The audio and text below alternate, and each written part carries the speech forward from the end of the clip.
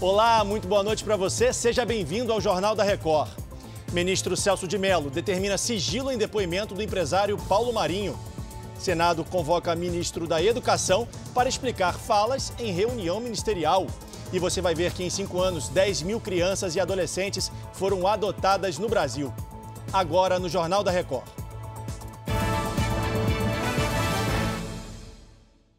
Oferecimento Bradesco. Empréstimo para começar a pagar daqui 90 dias.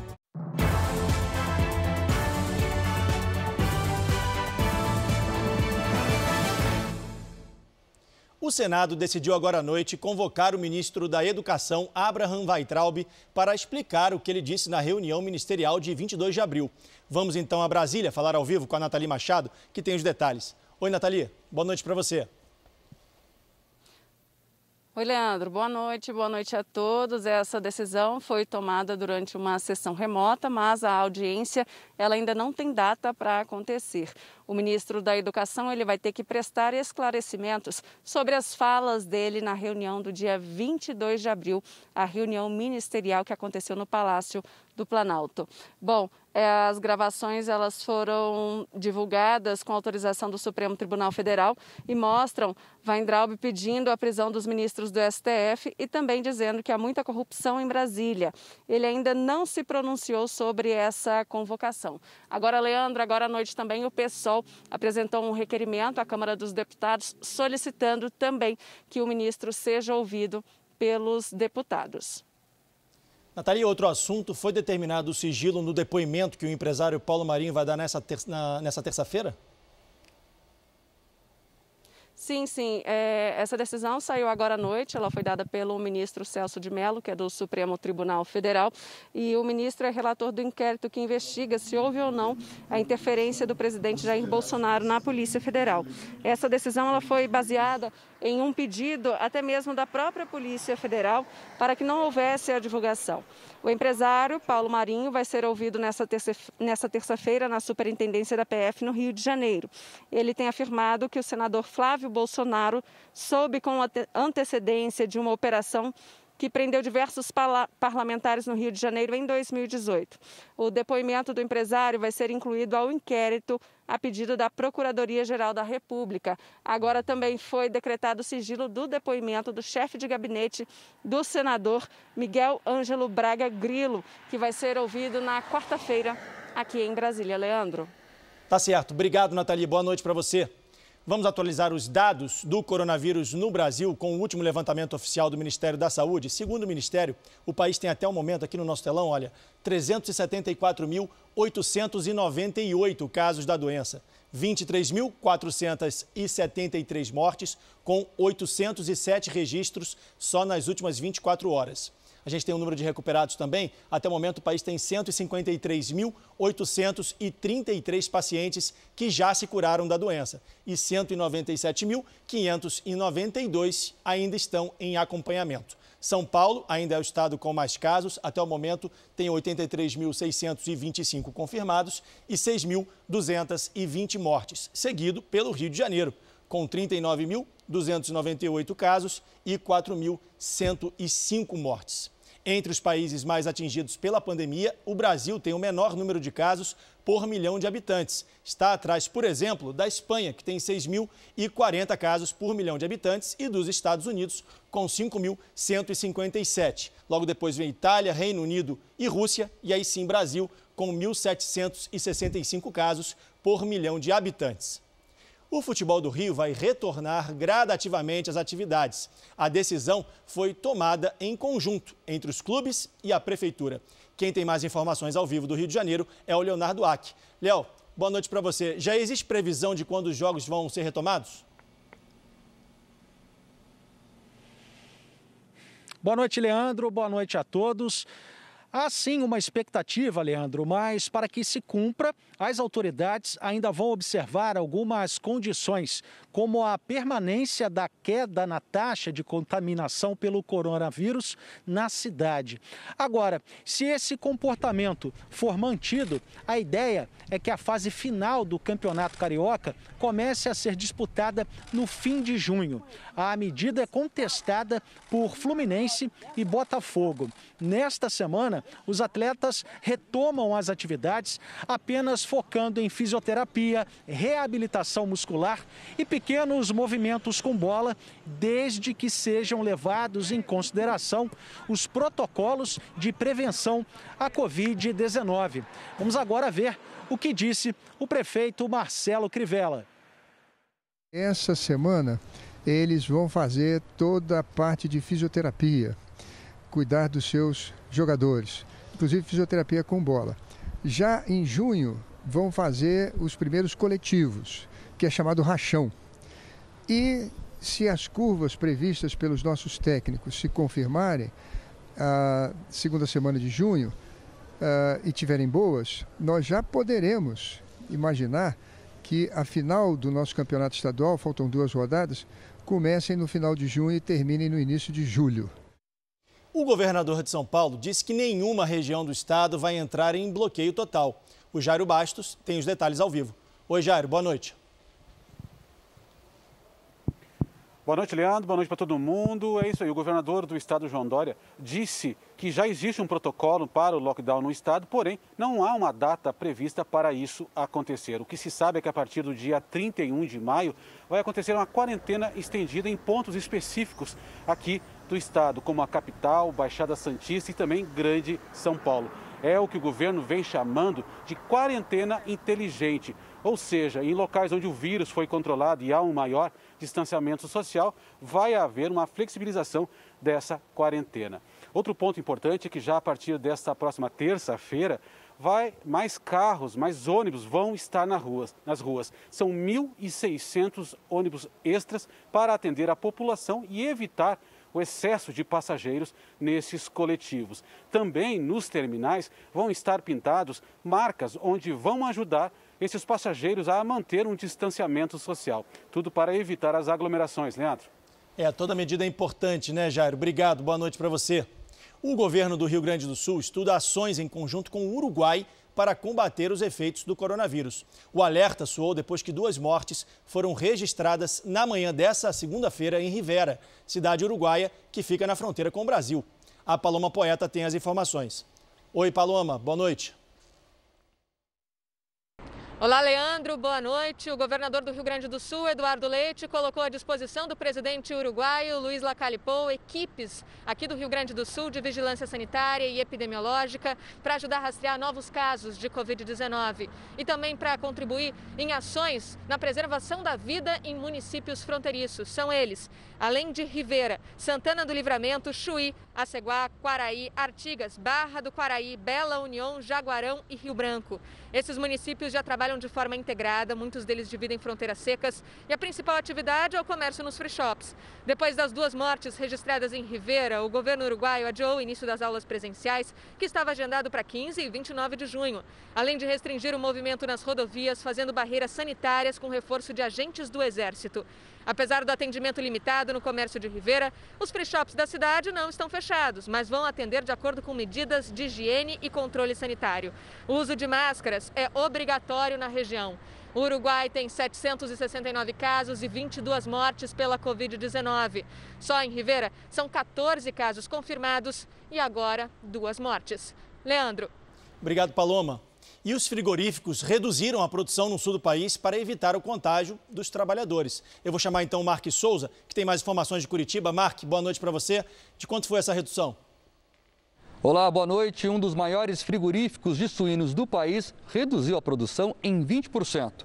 Tudo para atender aos protocolos de segurança. em especial o distanciamento entre funcionários.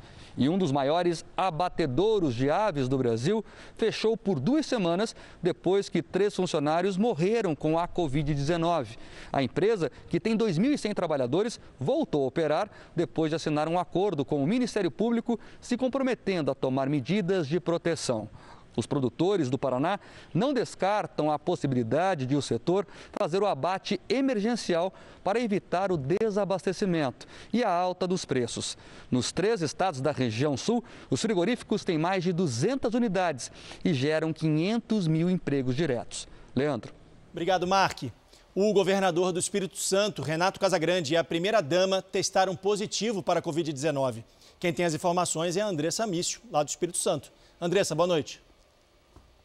Boa noite, Leandro. Tanto o governador quanto a mulher dele apresentaram sintomas leves da doença e estão em isolamento domiciliar. Maria Virgínia Casagrande sofreu um AVC na semana passada e ficou internada durante 2 dias. Ao retornar para casa, ela teve dores no corpo e febre. Já o governador começou a sentir os sintomas na última sexta-feira. O casal fez os exames e testou positivo para a Covid-19. Todas as pessoas que estiveram com o casal vão fazer o teste. De casa, o governador vai manter as atividades de governo. No Espírito Santo, são 10.365 casos confirmados da Covid-19 até esta segunda-feira e 465 mortos. Leandro.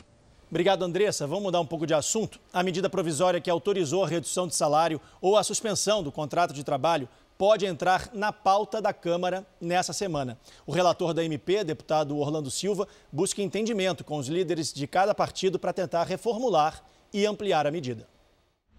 A medida provisória 936, ela prevê a redução de jornada de trabalho e de salário, prevê a suspensão de contratos e o trabalhador que tiver uma renda diminuída, ele recebe um benefício do governo para complementar sua renda. Quem recebe até um salário mínimo e meio tem praticamente preservada a sua renda, pela proposta do governo. Pela nossa proposta, nós queremos garantir a renda integral para quem recebe até 3 salários mínimos, que corresponde a 90% dos trabalhadores brasileiros. Então, eu imagino que votar a medida provisória 936 significa aperfeiçoá-la. Aperfeiçoá-la, sobretudo, mudando a base de cálculo e garantindo que a maioria dos trabalhadores recebam integralmente a sua renda. Eu acredito que até a próxima quarta-feira nós teremos um acordo. Creio que é um processo de construção, o diálogo tem sido positivo com o governo. Eu procurei manter a arquitetura básica da proposta apresentada pelo governo e estou tentando aperfeiçoar, dialogando com quem apresentou propostas de modificações, foram quase 1000 propostas, e conversando com os líderes para produzirmos o melhor resultado. Mais de 10 mil crianças e adolescentes foram adotados no Brasil nos últimos 5 anos. Eu vou conversar então ao vivo com a Virgínia Nalon, que tem mais informações lá de Minas Gerais. Virgínia, boa noite para você. Oi, Leandro, boa noite. Os dados foram divulgados pelo Conselho Nacional de Justiça nesta segunda, data em que é celebrado o Dia Nacional da Adoção. Foram 10.120 crianças e adolescentes adotados desde março de 2015. O CNJ também informou que o tempo entre o pedido e a aprovação da adoção é de, em média, 4 anos. 5 mil crianças e adolescentes estão aptos para adoção atualmente e quase 35 mil pretendentes estão cadastrados. A conta não fecha por causa do perfil solicitado pelos novos pais, que normalmente procuram crianças pequenas. Aqui em Belo Horizonte, muitos pedidos de adoção foram agilizados para liberar os abrigos durante a pandemia. Leandro. Tá certo, obrigado, Virgínia. Boa noite para você. De Minas Gerais, a gente vai para o Amazonas, porque Manaus finaliza os últimos preparativos para inaugurar uma ala médica exclusiva para atender indígenas com Covid-19. Quem tem informações é o José Augusto. José, boa noite para você. Boa noite. A primeira ala será inaugurada nesta terça-feira no Hospital de Campanha Newton Lins, em Manaus. Os atendimentos terão início no momento em que a doença se alastra pelo interior do Amazonas. Das 62 cidades do estado, apenas 2 ainda não registraram casos de coronavírus. A maior complicação é a falta de leitos de UTI. Apenas a capital, Manaus, possui equipamentos para atendimentos de pacientes graves. E as características geográficas do estado ainda dificultam a chegada de equipamentos para as cidades próximas das aldeias, já que no Amazonas a locomoção se dá principalmente por aviões ou barcos. Leandro. Obrigado, José Augusto, falando de Manaus. E em Campo Grande, motoristas que entrarem ou saírem da cidade terão que passar antes por uma barreira sanitária de prevenção contra a Covid-19. Quem tem informações é o William Franco, lá do Mato Grosso do Sul. William, boa noite. Como é que vai funcionar isso? Oi, Leandro. Boa noite. A ação começa às 6 horas da manhã desta terça-feira e segue até o início da noite. As barreiras, segundo a Prefeitura, são temporárias e serão instaladas próximas às rodovias de acesso à capital. Motoristas e passageiros de ônibus passarão por uma entrevista para saber se moram ou não em Campo Grande. Se forem visitantes, precisam informar a equipe de vigilância sanitária por quanto tempo devem permanecer na capital.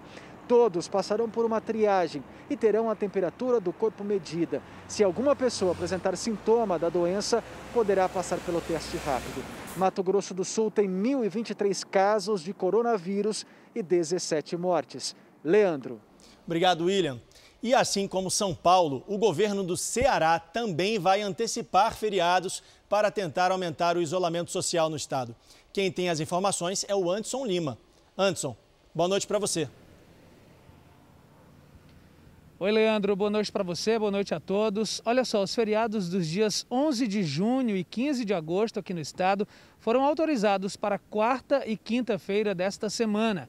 A decisão foi acertada com a Prefeitura de Fortaleza para estimular o distanciamento social e segurar a propagação do coronavírus. Segundo o governo estadual, a antecipação vai ajudar a retomada da economia, reduzindo os prejuízos para o comércio e a indústria. Dados divulgados nesta segunda-feira pelo Ministério da Saúde colocam o Ceará como o terceiro estado com mais casos no Brasil. São 36.185 infectados e 2.493 mortes. Leandro. Obrigado, Anderson. A gente vai continuar falando de economia porque o mercado financeiro parece que reagiu bem à divulgação do vídeo da reunião ministerial e interpretou que não há novidades sobre a suposta interferência na Polícia Federal. Vamos ver como é que ficou a moeda americana aqui no nosso telão. Com isso, o dólar encerrou em queda de 2,25%. Foi vendido hoje a moeda americana a R$ 5,45. Já o índice da Bolsa de Valores de São Paulo subiu mais de 4%, quase 4,5%, e fechou acima dos 85 mil pontos. Nessa segunda-feira, o Jornal da Record promoveu mais uma edição da Live JR, que entrevista personagens do cenário político e econômico brasileiro. O convidado dessa vez foi o presidente da Confederação Nacional da Indústria, Robson Andrade. O apresentador Eduardo Ribeiro mediou a live, que teve a participação dos jornalistas Luiz Fara Monteiro e Daniela Salerno. Robson Andrade destacou o papel do governo federal na retomada econômica após a pandemia. Queria lembrar que o ministro Paulo Guedes, presidente, ele tem dito que a retomada pós-coronavírus virá no Brasil pelo setor privado, não por injeções financeiras do governo, porque, disse ele, o Brasil quebrou. Olha, eu não acredito que o Brasil quebrou, nós vamos passar por um período, nós já estamos numa fase de calamidade, vamos passar por um período muito difícil, eu acho que esse ano e o próximo ano, como também a gente não imaginava, vai ser muito difícil, a recuperação vai ser muito lenta, mas eu quero te dizer o seguinte, o capital privado no Brasil não vai ter recurso para investimento. Todas as crises que a gente pesquisa, a crise de 29 nos Estados Unidos, Plano Marshall, outras crises que aconteceram em outros países, o governo foi muito importante na injeção de recursos na economia. Eu acho que dessa vez também será da mesma forma, o recurso vai ter que vir do governo, porque são dois fatores importantes. Primeiro, o capital privado não tem recursos no Brasil para investir, ele vai ter recursos para poder fazer a retomada do seu negócio e não para fazer novos investimentos. E segundo, nós temos no Brasil o que é pior para todos nós, que é a insegurança jurídica. A insegurança jurídica no Brasil mata qualquer ambiente de negócio e qualquer vontade de investir. O governo americano prometeu comprar até o fim do ano 100 milhões de testes de Covid-19 para distribuir aos estados. Vamos até Nova York conversar com a correspondente Evelyn Bastos, que tem os detalhes. Olha, esse anúncio é uma resposta às críticas dos governantes que pediam à União que assumisse a responsabilidade pelos exames. Nesta segunda-feira, a Organização Mundial da Saúde fez um alerta de que pode haver um segundo pico de casos no mundo se as medidas para conter a disseminação do vírus forem retiradas muito cedo. A entidade também anunciou que interrompeu os estudos com a hidroxicloroquina em mais de 100 países. A suspensão é temporária até que a segurança do medicamento seja reavaliada. Aqui em Nova York houve uma queda no número de mortes. Foram 96 registros nesta segunda-feira contra 109 do dia anterior. O estado também relatou uma queda nas internações, Leandro. Obrigado, Evelyn. E olha, o País Basco foi a primeira região da Espanha a retomar as aulas após o número de casos do novo coronavírus diminuir. A medida faz parte da fase 2 de reabertura da região. Nessa segunda-feira, o governo espanhol revisou o número de mortes pela Covid-19 e descobriu que os nomes de pelo menos 2.000 pessoas apareciam duplicados na lista de vítimas. Com a nova contagem, o país tem agora 26.800 mortes, além de 235.000 casos da doença. O governo japonês revogou o estado de emergência em todo o território nessa segunda-feira. Vamos então ao Japão falar com a nossa correspondente Cíntia Godoy, que tem mais informações. Cíntia, boa tarde para você. Oi, Leandro, boa noite para vocês. Tóquio e outras 4 províncias aqui do país foram as últimas regiões a ter as medidas oficialmente suspensas. A decisão antecipou o fim do estado de emergência, que estava previsto até o início de junho. A partir de agora, os governos locais vão promover a retomada gradual das atividades. A maior parte do comércio, academias e escolas devem receber o sinal verde já na virada do mês. Ligas esportivas japonesas, como a de beisebol, vão poder dar início às temporadas a partir de 19 de junho. Mas os jogos, inicialmente, vão ser realizados sem a presença dos torcedores. Leandro. Tá certo. Obrigado, Cíntia. Boa tarde para você aí no Japão. E da Ásia, a gente vai para a Europa porque o Reino Unido anunciou nesta segunda-feira o relaxamento das medidas para conter o novo coronavírus. Mas as visitas às casas de repouso continuam proibidas. Apesar disso, um asilo criou um drive-thru para familiares aliviarem a saudade. Todas as medidas de segurança foram mantidas. A novidade formou uma fila de carros em frente ao asilo para a alegria dos idosos. E essa edição do Jornal da Record termina aqui. Outras informações você acompanha no Fala Brasil, às 8h45 da manhã. Fique agora com imagens que marcaram essa segunda-feira. Boa noite e a gente se vê.